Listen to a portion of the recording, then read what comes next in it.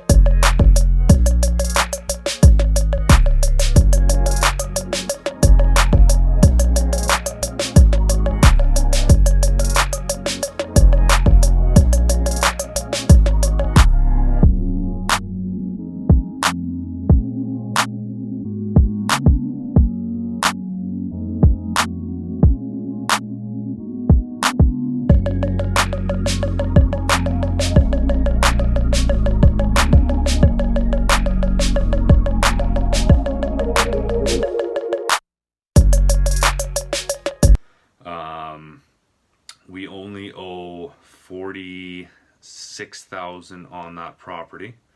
It should be paid off here in the next year or two.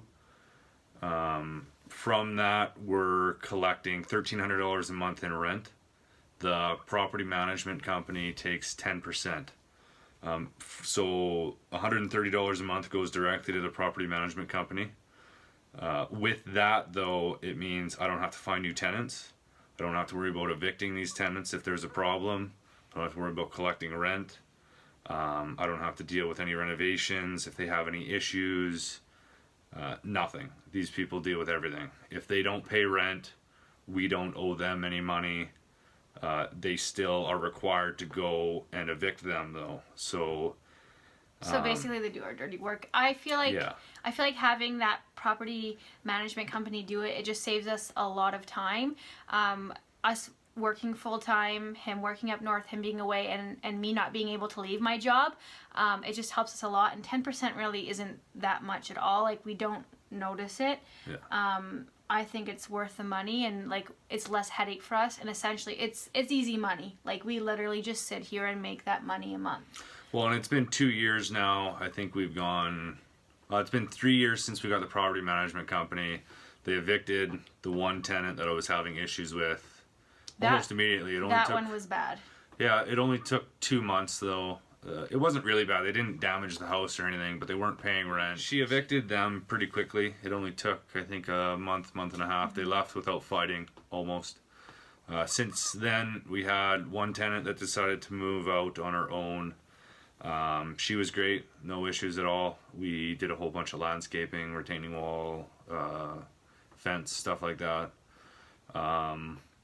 After that, we had another tenant move in, and he's been in there for 2 years now. So the whole time that we've had a property management company, there's been no issues, which is, I know it's probably going to happen eventually, but for right now, super happy. But they also have like a list of reputable renters, so they know that these people are good or they have good references. So I mean, it's better than us just like posting on Facebook like they were looking for renters and having somebody we don't know, essentially, right? Whereas they have a list of reputable renters that have rented from them before and like that they trust, essentially. Yeah, but they've also got a list of renters that they've had issues Right, with in so any they of know. their hundreds of properties. Yeah, so they know not to rent to those people again, which is nice. Whereas we wouldn't have that ability, right? And we do plan on buying more rentals, and we do plan on getting a property management company to deal with it.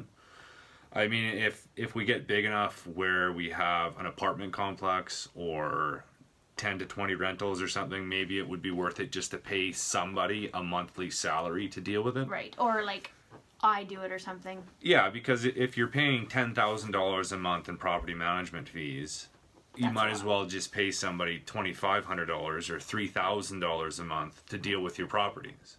But right now, with only one property, we're only paying $130 a month. It's not worth it. Right.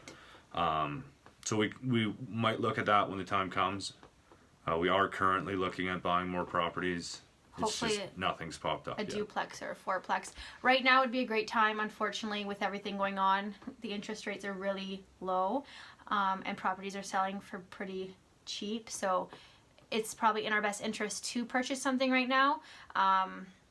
And something so sad, but like you can't help that, right? Yeah, but there's nothing on the market either. I look every day for commercial property and residential property.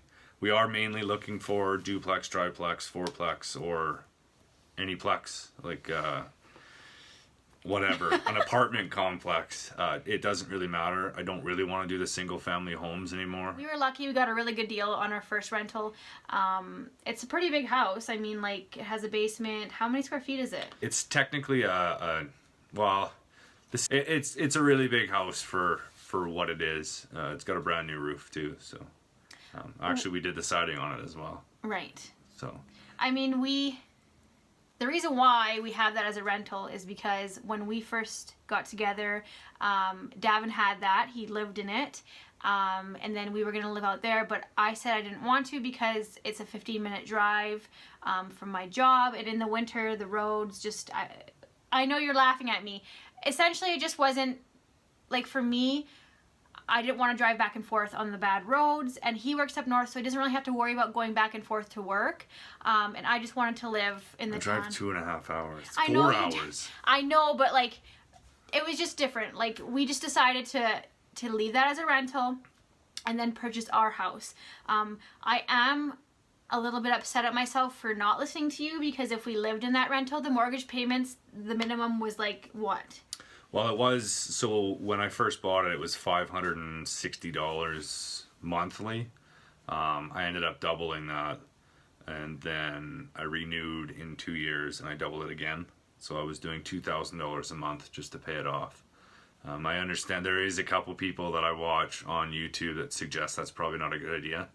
But I'm the type of person that I would rather pay that off, bring that money in, free and clear, basically, and then put it towards another rental and pay that one off as quick as possible. I would rather not. And then I can use that money towards a different loan Right. or something else. But then you're paying less interest as well if you're paying off faster. Maybe not.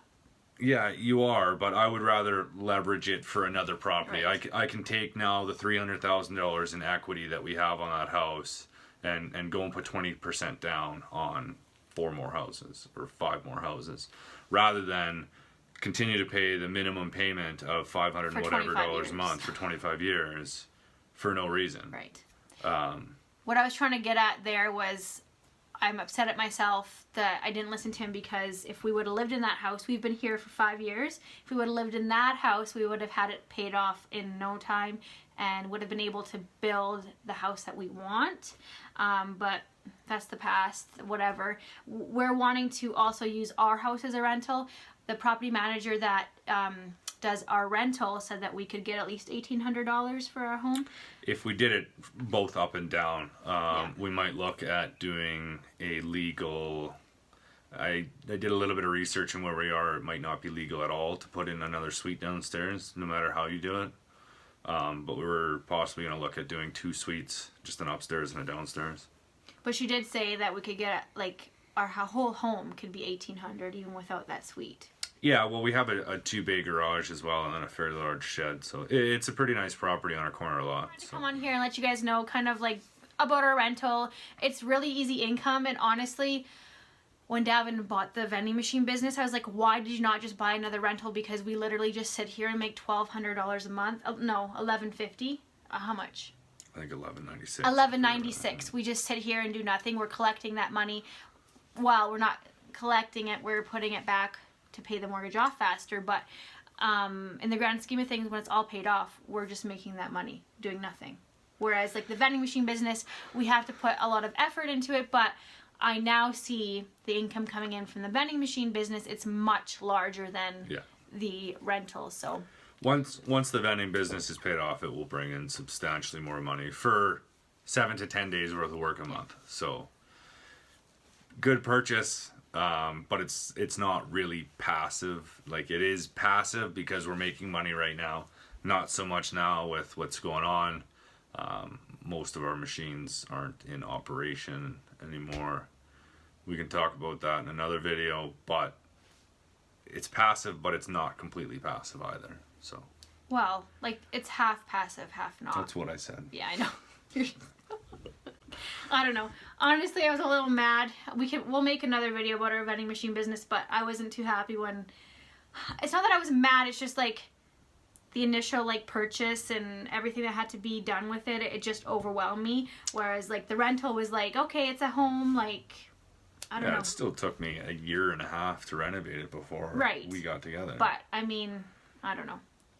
Yeah, it is what it is. I'm happy with the rental, with everything. It's just, you know, life's not always easy. You have to work for your money sometimes, and we're working a lot right now to hopefully have a future that we can not have to work and up and leave and just do whatever we want or provide for children or whatever. Anyways, if you guys enjoyed this video, please comment, like, and subscribe.